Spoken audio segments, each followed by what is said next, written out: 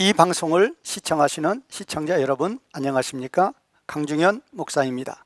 저와 여러분들은 지금 요한계시록을 구조 분석하여서 같이 공부하고 있습니다. 지난 시간까지 4강을 우리 같이 공부했고 이번 시간에는 제5강 시간입니다. 지난 시간에 1장 5절 상반절까지 같이 공부를 했고 이번 시간에는 1장 5절 하반절부터 6절 이렇게 먼저 공부하도록 하겠습니다.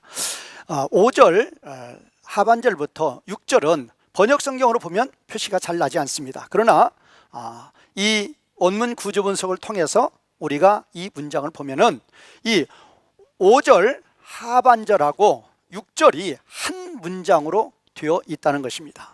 그래서 이 원문 구조 분석하는 것을 여러분들이 좀 잘 보시고 이 문장을 잘 이해를 하실 때 이 문장에 대한 바른 이해가 되겠습니다. 자, 먼저 이 5절 이 하반절하고 6절이 지금 한 문장으로 제가 되어 있다고 그랬는데 어떻게 한 문장인가 하면은 실제 문장은 요거 하나입니다. 요거 하나. 지금 이 문장이 뭐죠? 이 아우토가 그분에게 독사 영광과 또 카르토스 능력이 에이스토스 아이오나스 톤 아이오논 이것은 영원토록입니다.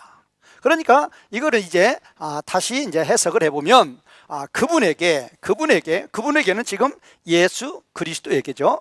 예수 그리스도에게 영광과 능력이 영원토록 있을지어다. 바로 그거죠.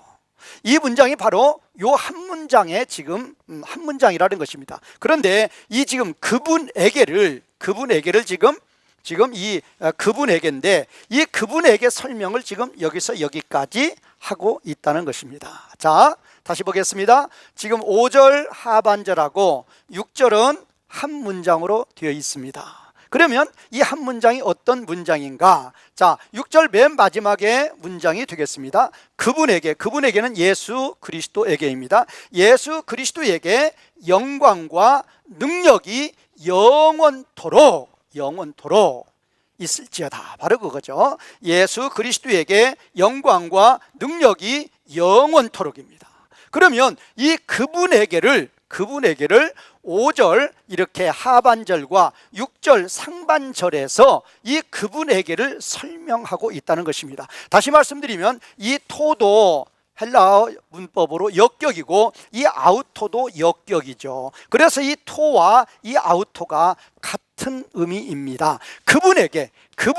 그분에게 영광과 능력이 영원토록인데 이 그분에게가 누구인가를 지금 요 부분 5절 하반절과 6절의 상반절 부분에서 설명을 하고 있다는 것입니다. 자, 그러면 이 그분에게가 누구인가를 지금부터 같이 공부해 보도록 하겠습니다. 자, 그런데 이 그분에게도 보면은 지금 이 사랑하시는 이 문장하고 또 해방하신 이 문장하고 또 그가 삼으신 이 문장 지금 세 개의 문장으로 구성되어 있는데 첫 번째 문장과 두 번째 문장, 세 번째 문장이 있습니다. 그런데 이 첫 번째 문장과 두 번째 문장은 분사절의 문장입니다.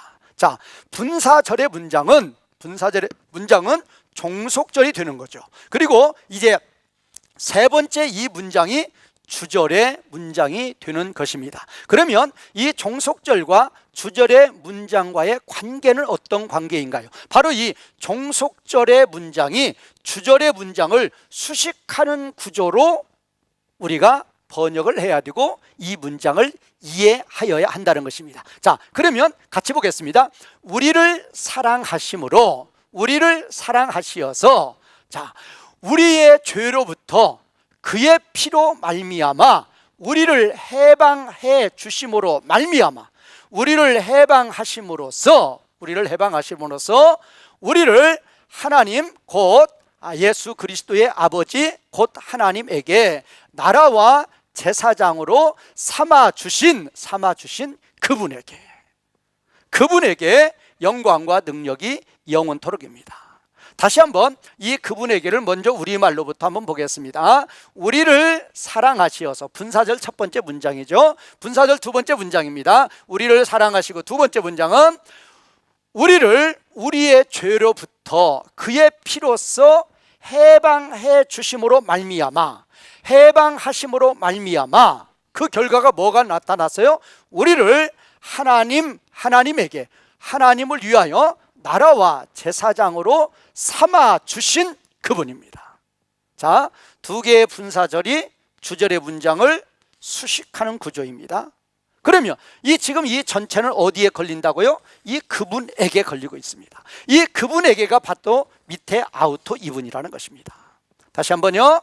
우리를 사랑하시어서 우리를 우리의 죄로부터 그의 피로써 해방하심으로 말미암아 우리를 나라와 제사장으로, 누구에게? 하나님에게. 하나님은 누구예요? 예수 그리스도의 아버지죠. 예수 그리스도 아버지 곧 하나님에게 나라와 제사장으로 삼으신 그분에게, 하나님을 위하여 하나님에게 우리를 나라와 제사장으로 삼으신 그분에게, 이 그분이 누구죠? 예수 그리스도죠. 그 예수 그리스도에게 영광과 능력이 영원토록입니다. 그렇게 예수 그리스도를 찬양하고 있습니다. 자, 그러면 왜 우리는 예수 그리스도를 이렇게 찬양해야 됩니까? 자, 우리의 상태는 어떤 상태입니까? 바로 이 에크라는 것은 영어로 프롬으로 번역을 했는데 기원을 나타나죠.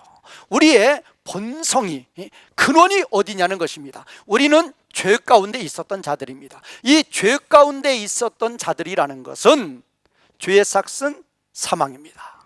이 죄 가운데 있었다는 그 말은 사망인데, 사망이라는 것은 하나님과 단절된 관계입니다. 하나님과 단절된 관계라는 것은 하나님의 영광에서 완전히 벗어난 자들입니다. 하나님의 영광이 하나도 없는 자들입니다. 로마서 3장 23절이죠. 모든 사람이 죄를 범함에 하나님의 영광에 이르지 못했다고 그랬습니다. 자, 우리는 그렇게 죄로 말미암아 하나님의 영광 가운데서 완전히 벗어나 있었던 자들인데, 그런 우리들을 예수 그리스도께서 그분의 피로써, 이 그분의 피가 무엇입니까? 바로 십자가입니다. 하늘 보좌 영광을 버리시고 이 땅에 사람의 몸을 입고 오시어서 십자가에서 자신의 몸을 우리를 위해서 제물로 바쳐 주심으로 말미암아, 그게 바로 그분의 피죠. 자신의 몸을 우리를 위해서 제물로 바쳐 주심으로 말미암아 우리를 해방시켜 주셨다는 것입니다. 그러면 왜 우리의 죄 가운데 있었던 우리들을 그렇게 자신의 몸을 제물로 삼아서 우리를 우리의 죄들로부터 해방시켜 주신 이유가 뭐냐 그 말이에요. 왜 그렇습니까? 바로 우리를 사랑하시기 때문이라는 것입니다. 자, 우리를 사랑하시기 때문에, 바로 하나님이 우리를 사랑하신다는 건 바로 이거란 말입니다. 우리의 죄들은 무엇입니까? 하나님의 영광에서 멀리 떠난 자들입니다. 영원한 사망의 고통에 있었던 자들입니다.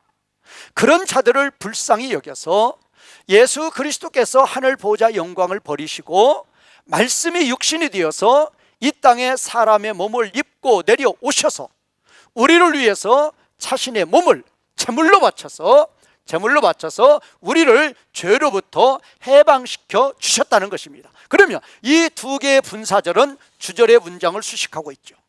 우리를 사랑하시어서 우리를 그분의 피로써 우리를 죄로부터 해방시켜 주신 결과가 무엇입니까? 바로 이것입니다. 이 종속절의 결과가 바로 이것입니다. 이렇게 우리를 예수님의 피로써 우리를 죄로부터 해방시켜 주시니까 우리가 하나님 아버지에게, 우리가 하나님께 나라와 제사장이 되었다는 것입니다. 우리를 하나님에게 나라와 제사장으로 삼아 주신 예수님입니다. 자, 그러면 예수님이 그렇게 피를 흘려서 우리의 죄로부터 우리를 해방시켜 주시니까 그 결과가 뭐가 되었어요? 우리가 하나 나라가 되고 우리가 제사장이 되었다는 것입니다. 누구에게? 하나님에게 우리를 나라와 제사장으로 삼아 주신 예수 그리스도입니다. 그분에게 영광과 능력을 영원토록 찬양 드리자는 것입니다. 자, 그러면 여기서 가장 중요한 게 무엇입니까? 예수님이 자신의 몸을 제물로 삼아서 그 보배로운 피를 흘려서 우리를 죄로부터 해방시켜 주시는 결과가 무엇이에요? 우리가 나라가 되고 우리가 제사장이 된다는 것입니다. 먼저 쉬운 것부터 하죠. 우리를 하나님께 제사장으로 삼아 주셨다. 제사장은 무엇입니까? 하나님께 나아가는 자들입니다. 구약시대 때 대제사장들 1년에 단 한 번 휘장을 열고 지성소에 들어가서 하나님을 만날 수 있었죠. 그러나 그것은 하나의 예표였습니다. 그 어느 누구도 하나님 앞에 나아갈 수 없었습니다. 하나님 앞에 나아갈 수 있었던 자들은 참 대제사장으로 오신 예수 그리스도 뿐이었던 것입니다. 그런데 이제 우리 예수 그리스도가 그분의 피를 흘려서 우리를 죄로부터 해방시켜 주심으로 말미암아 우리가 이제 담대하게 하나님 앞에 나아갈 수 있는 제사장들이 된 거라는 것입니다.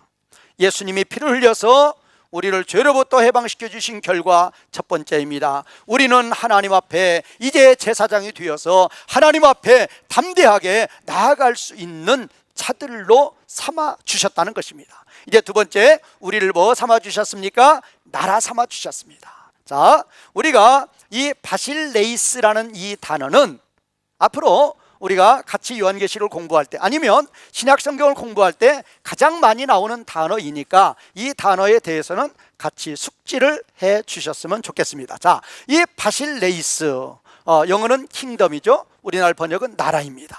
자, 우리를 하나님에게 나라로 삼아 주셨다. 이 나라로 삼아 주셨다는 의미가 어떤 의미인가? 자, 우리가 이제 성경에 제가 1강을 할 때 성경의 주제가 무엇인가 그거에 대해서 말씀을 드렸을 때 성경의 주제는 하나님의 나라라고 그랬습니다. 자, 요한계시록 11장 15절에 보면은 이제 예수 그리스도께서 초림과 재림을 통해서 그 예수님의 사역을 완성을 하시는 재림 사역 때에 어떤 일이 일어납니까?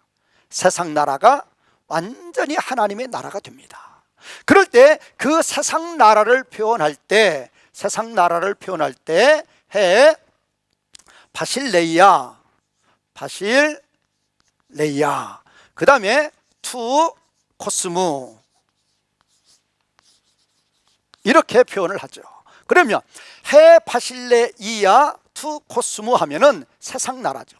이 세상 나라는 어떤 나라입니까? 이 세상 나라는 사탄이 세상을 통치하는 나라입니다. 원래 세상이라는 것은 온 우주 만물입니다. 온 우주 만물은 하나님이 창조하신 것입니다. 하나님이 창조하셨기에 하나님이 통치하고 하나님이 영광을 받으셔야 되는데 아담의 범죄 이후에 사탄이 이 세상을 다스리면서 세상을 통치하고 사탄이 사람들로부터 비전로부터 영광을 받고 있다는 것입니다. 이것을 예수 그리스도를 통해서 다시 회복하시는 것입니다. 자, 그 나라가 무슨 나라죠? 하나님의 나라입니다. 바실레이야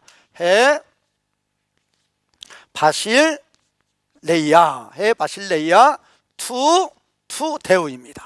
투 데우. 자, 하나님의 나라입니다. 하나님의 나라. 자, 하나님의 나라라는 것은 만물을 누가 통치하는 것이죠? 바로 하나님이 통치하시는 것입니다. 자, 그러면 우리가 예수 그리스도를 믿기 전에는 우리가 어디 가운데 있었던 자들이죠? 바로 이 세상 나라 가운데 있었던 자들이죠. 바로 사탄의 통치를 받던 자들입니다. 그런 자들을 이제 예수 그리스도를 믿음으로 말미암아 우리가 사망에서 생명으로 옮겨왔는데 그 생명에 거한다는 것이 바로 이 하나님 나라 가운데 거한다는 것입니다. 이 하나님 나라.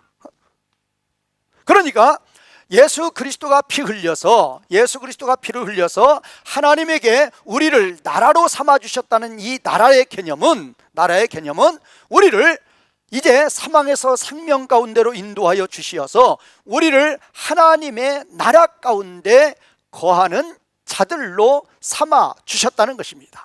자, 예수 그리스도가 우리를 예수 그리스도를 믿게 하여 우리가 예수 그리스도를 믿음으로 말미암아 우리는 세상 나라에서 이제 하나님 나라 가운데 거하는 자들이 되었는데, 우리가 이제 예수님의 초림에서 재림까지 우리 모든 성도들은 이 땅에서 왕노릇하리라.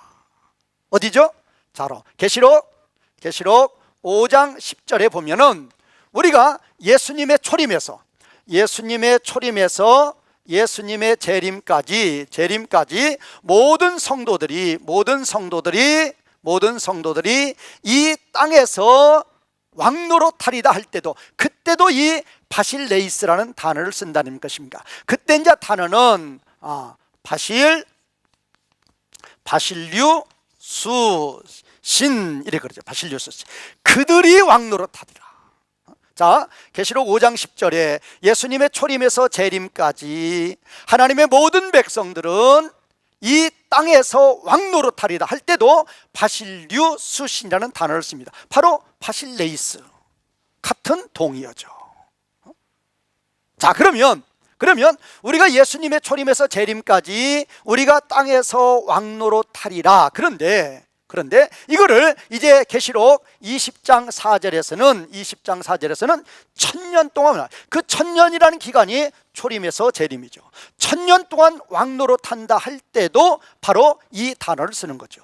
그런데 이제 계시록 22장 5절에 보면은 똑같은 바실류수신이 나오는데, 그때는 우리 성도들이 영원토록 왕노릇한다. 이 계시록 22장 5절에서는 이제 예수님 재림하시고 우리 성도들이 영원토록 왕노릇할 거에 대해서 말씀하신다. 자, 그러면 우리가 왕노릇한다는 개념은 어떤 개념이에요? 우리가 하나님 나라 가운데 거한다는 것입니다. 하나님 나라 가운데 거한다는 게 어떤 의미입니까? 하나님의 통치를 받는다는 것입니다. 이 하나님의 통치를 받는 것을 하나님 나라 가운데 거한다 그러고, 이런 가운데 있는 우리의 상태를 뭐라고 그러죠? 우리가 생명 가운데 있다라고 그렇게 표현합니다. 그리고 이런 가운데 있는 우리들을 가르쳐서 바로 의로운 자라 그러죠. 하나님 나라 가운데 거하는 성도들, 땅에서 왕노릇하는 성도들, 생명 가운데 있는 성도들, 바로 누구입니까? 바로 그런 자들이 의인입니다. 자, 의인이라는 개념은 사탄에게 종노릇하지 아니하고 하나님께 종노릇하며 이 사탄을 다스리며 통치하는 자들입니다.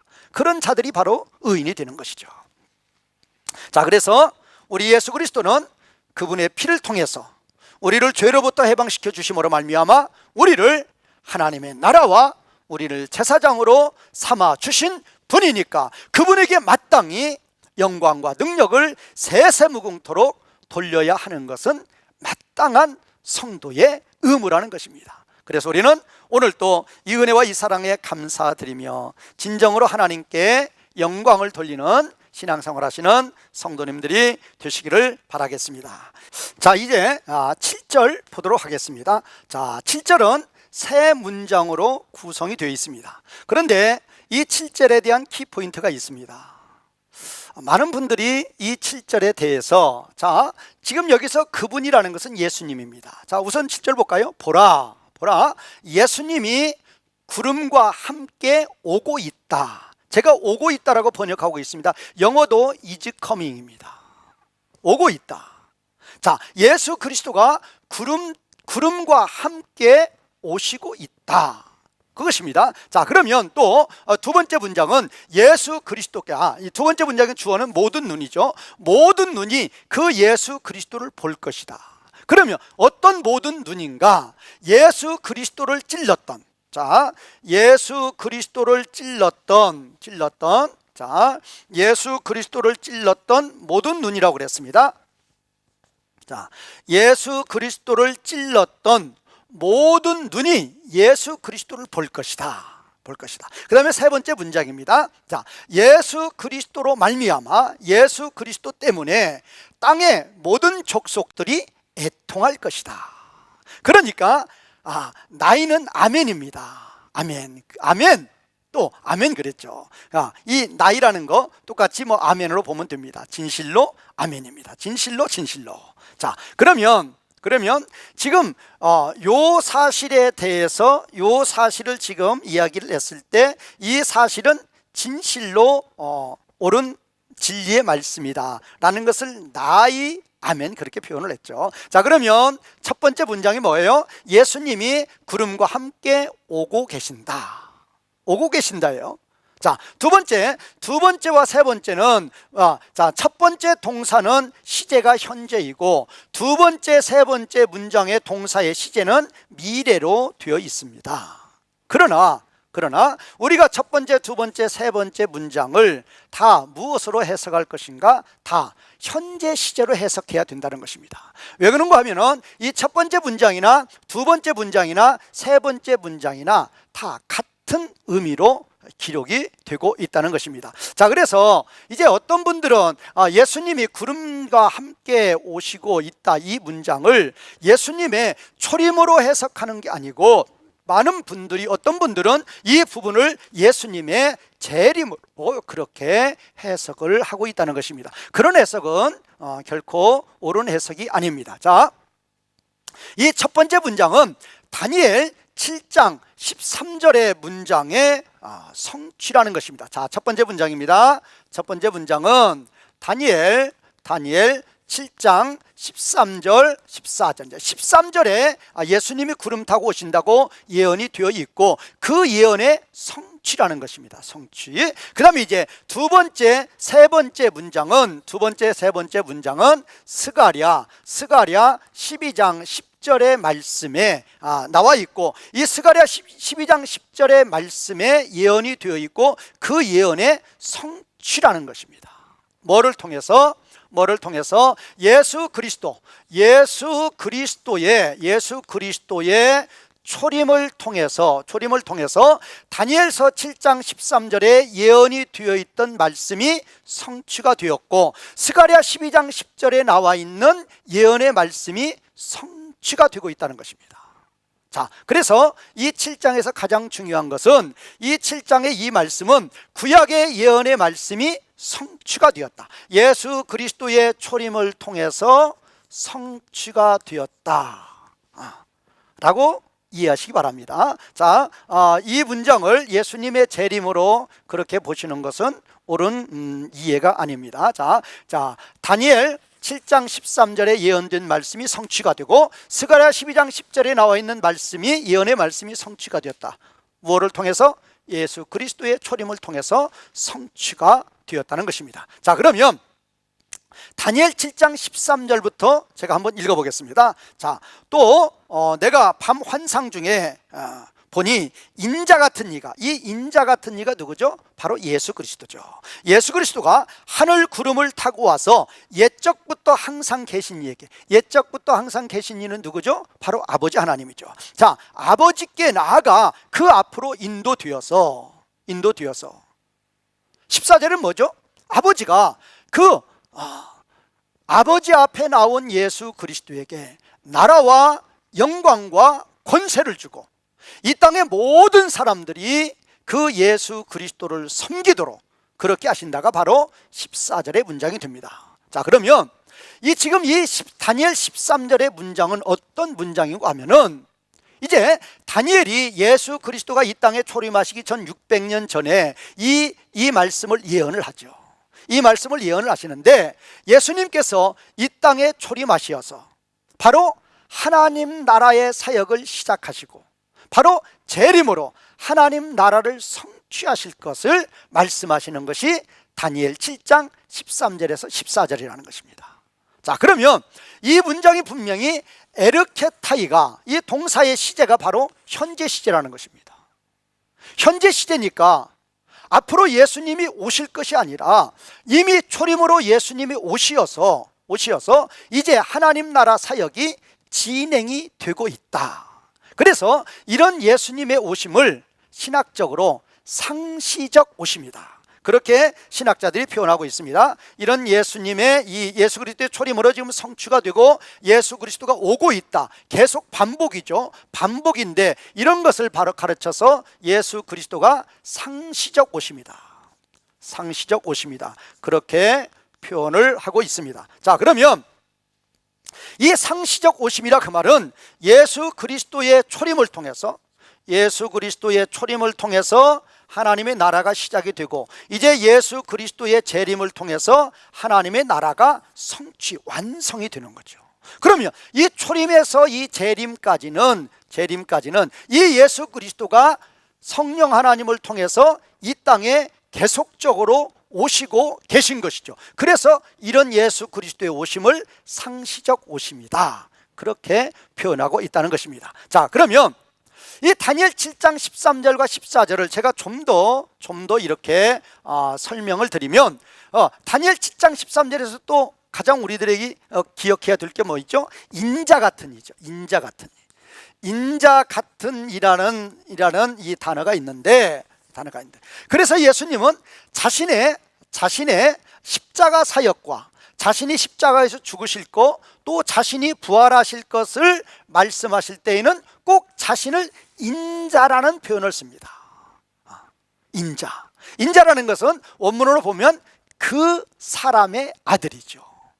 그러면 예수님이 자신의 십자가 죽음을 말씀하실 때 또 자신이 이제 다시 이제 십자가 죽음을 말씀하시고 다시 이제 재림 때 이 땅에 오실 때를 말씀하실 때에는 꼭 인자라는 그런 호칭으로 자신을 호칭을 합니다. 그 이유가 뭐죠? 바로 이 다니엘 7장 13절에서 하나님 나라 사역을 하시는 예수 그리스도를 인자라고 표현을 해놨기 때문에 자신의 초림과 재림의 사역을 말씀하실 때에는 꼭 이 인자라는 호칭을 쓰고 있다. 바로 그것입니다. 자, 그러니까 예수 그리스도가 구름과 함께 오시고 있다. 그 말은 예수 그리스도의 초림으로 이 예언의 말씀이 성취된 상시적 오심으로 봐야 된다. 그렇게 본다는 것입니다. 그 다음에 이제 스가랴 12장 10절입니다.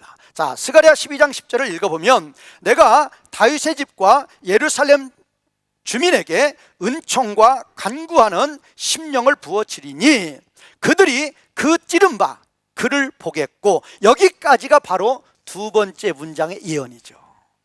여기까지가. 그 다음에 이제 세 번째 문장의 예언은 그를 위하여 애통하기를 독자를 위하여 애통하듯 하며 그를 위하여 통곡하기를 장자를 위하여 통곡하듯 하리로다. 이게 바로 스가랴 12장 10절에 나와 있는 예언의 말씀입니다. 자, 그러면 이 스가랴 12장 10절에 나와 있는 예언의 말씀에 이 바로 두 번째 문장이 스가랴 12장 10절 상반부 말씀의 예언의 성취가 되는 것이고, 스가랴 12장 10절 하반부 말씀의 성취가 바로 세 번째 문장이 된다는 것입니다. 자, 그러면 이 스가랴 12장 10절에서 지금 이 말씀의 예언은 어떤 의미로, 문자적으로 그때 당시의 배경은 어떤 의미일까요? 하나님을 배반하고 멀리 떠난 이제 이스라엘 백성들이 하나님이 그들에게 회개의 심령을 부어줄 때에 그들이 이제 자, 하나님을 찔렀던 모든 눈이라 그 말은 하나님을 대적했던 자들이에요. 그런 자들이 하나님이 그들에게 회개의 심령을 부어주실 때 땅의 모든 족속들이 애통한다. 그 말은 회개하고 돌아온다. 자, 그렇게 지금 이 스가랴 12장 10절이 예언이 되고 있는데, 실질적으로 이 예언의 말씀의 궁극적인 의미는 예수 그리스도가 이 땅에 초림하시고 이제 부활 승천하심으로 말미암아 누가 오시죠? 성령 하나님이 오시죠. 그 성령 하나님께서 이제 예루살렘에서, 유다에서, 사마리아에서 땅끝까지 이제 하나님의 생명책에 기록된 성도들에게 성령님이 임하셔서 이제까지 그들은 어떻게 살았어요? 하나님을 대적하고 살았던 자들입니다. 누구도 그랬죠? 바로 사도 바울도 그랬죠. 다메섹 도상에서 예수님을 만나기 전까지 얼마나 예수님을 찔렀던 사도 바울입니까? 그랬던 자들이 이제 성령 하나님의 역사를 통해서 이제 회개하고 돌아온다 그 말입니다. 이 스가랴 12장 10절에서는 어떤 표현도 있죠? 자, 독자를 위해서 애통하다. 자, 어머니가 아들 하나 있습니다. 그런데 그 아들이 죽었습니다. 그 아들의 죽음을 놓고 애통을 합니다. 그러듯이 이제까지 하나님을 대적하고 살았던 그런 자신의 과거의 모습을 바라보며 이제 하나님 앞에 회개하며 애통하고 돌아온다는 것입니다. 그러면 자, 이제까지 하나님을 찔렀던 모든 눈이라 그 말은 지금 두 번째 문장과 세 번째 문장의 이 대상은 누구예요? 우리가 이 대상을 아셔야 돼요. 창세전에 하나님의 생명책에 기록된 하나님의 백성들이에요. 이 하나님의 백성들이 이 하나님의 백성들에게 성령 하나님께서 임하시는 거죠. 생명책에 기록되지 않은 하나님 백성들, 생명책에 기록되지 않은 자들에게는 성령님 역사하지 않아요. 생명책에 기록된 하나님의 백성들에게만 성령 하나님이 역사하신다 그 말이에요. 그러면 이제까지 자기네들이 하나님을 대적하고 살았던 그 모든 것들을 이제 애통하고 회개하는 거예요. 내가 왜 사도 바울의 경우를 생각해 보면 돼요. 다메섹 도상에서 예수님을 만난 후에는 내가 왜 저 예수님을 믿는 자들을 그렇게 핍박하고 죽였던 것인가? 얼마나 가슴을 치며 얼마나 통곡했다 그 말입니다. 자, 우리는 AD 313년에 로마 황제 콘스탄틴 대제가 이제 참으로 하나님의 놀라운 역사 가운데 하나님을 바라보죠. 하나님이 살아계신 하나님이시고 예수 그리스도가 참된 메시아라는 것을 이제 발견을 합니다. 깨닫습니다. 그리고 하나님께 돌아오죠. 그리고 나서 이제 하나님의 백성이 된 후에 그 콘스탄틴 대제가 이제까지 자신이 핍박하며 자신이 죽였던 사람들에 대해서 얼마나 애통했는지 모릅니다. 이와 같이 하나님 백성들은 성령 하나님께서 역사하셔서 이제 회개하고 하나님께 돌아오게 하는 그 역사가 바로 예수님의 초림에서 재림 사이에 이제 일어나게 되는데, 이제 예수님의 초림으로 말미암아 이런 역사가, 예수님의 초림으로 말미암아 예수님 부활 승천하시고 성령님이 이 땅에 내려오심으로 말미암아 이런 역사가 이 초림으로부터 이미 성취가 되었다는 것입니다. 자, 그런데 우리가 한 가지 퀘스천 마크가, 자, 그러면 이 옵세타이나 콥손타이라는 이 동사가 뭘로 되어 있습니까? 시제가 미래로 되어 있어요. 미래로. 분명히 예수 그리스도의 초림으로 이 말씀이, 예언의 말씀이 성취가 되고 이제 계속적으로 이제 이 예언의 말씀이 성취가 되어서 이루어지고 있는데 왜 미래 세제를 썼을까? 왜 미래 세제로 이걸 썼을까? 제가 그랬죠. 이 지금 1번 문장이나 2번 문장이나 3번 문장 다 같은 의미예요. 그런데 왜 1번 문장만 현재 시제를 쓰고 2번, 3번 문장은 미래 시제를 사용하였느냐는 그것입니다. 자, 이거는 이제 학자들은 그렇게 보고 있습니다. 자, 히브리어에, 헬라어가 아니고 히브리어의 시제는 완료가 있고 미완료가 있죠. 그런데 그 미완료의 시제 가운데 계속 반복의 용법이 있습니다. 그 용법을 여기에 적용한 것이다, 그렇게 보고 있습니다. 그러니까 여기는 이 미래 시제가 단순한 미래 시제가 아니고 오히려 현재 계속적으로 반복되는, 계속되는 것을 강조하기 위한 것이다, 그렇게 보는 거예요. 그러니까 1번 문장, 2번 문장, 3번 문장 다 바로 예수 그리스도의 초림으로 말미암아 이 예언이 성취가 되었다고 보는 것입니다. 예수 그리스도의 상시적 오심, 성령 하나님이 초림으로부터 재림까지 계속적으로 역사하시는 성취로 보고 있다는 것입니다. 자, 그래서 이 문장에 대한 이해도 우리들에게는 상당히 중요하다고 보겠습니다. 자, 지금 저와 여러분들은 7절까지 같이 공부를 하였습니다. 오늘 5절 하반절부터 6절까지가 우리를 피를 흘려서 우리 죄악 가운데서 구원하여 주심으로 말미암아 우리를 나라와 제사장으로 삼아주신 그 예수 그리스도를 영원토록 찬송하자. 그것이 바로 저희가 이제 상반부에 공부했던 내용이고, 그 다음에 이제 7절의 내용에 들어가서 7절에 세 문장이 있었죠. 그런데 이 7절의 이 문장을 혹시 이렇게 잘못 생각하면 예수님의 재림으로 생각할 수 있는데, 이것은 예수님의 재림이 아니라 다니엘 7장 13절과 스가랴 12장 10절의 예언의 말씀이 성취된 것이다. 그 증거로 첫 번째 문장이 바로 시제가 현재 시제라고 그랬죠. 자, 그리고 이 예언의 말씀이 예수님의 초림을 통해서 이제 성취가 되고 예수 그리스도의 상시적 오심으로 보는 것이고, 이제 성령 하나님께서 예루살렘부터 땅끝까지 생명책에 기록된 자들에 대해서 성령 하나님이 하나님을 대적하던 사탄의 종로로 타던 모든 과거의 삶을 회개하고 애통하며 이제 하나님께 돌아와서 하나님의 백성으로 하나님 앞에 신실한 종들이 될 것을 이제 성취하는, 성령님을 통해서 성취되는 것을 말씀하신 것이다. 자, 그래서 오늘 이 두 가지 공부했지만 참 우리가 신학적으로 우리의 삶에 중요한 그러한 공부가 되겠습니다. 오늘 공부는 여기까지 마치겠습니다. 이제까지 같이 공부해 주시고 시청하여 주신 시청자 여러분 감사합니다.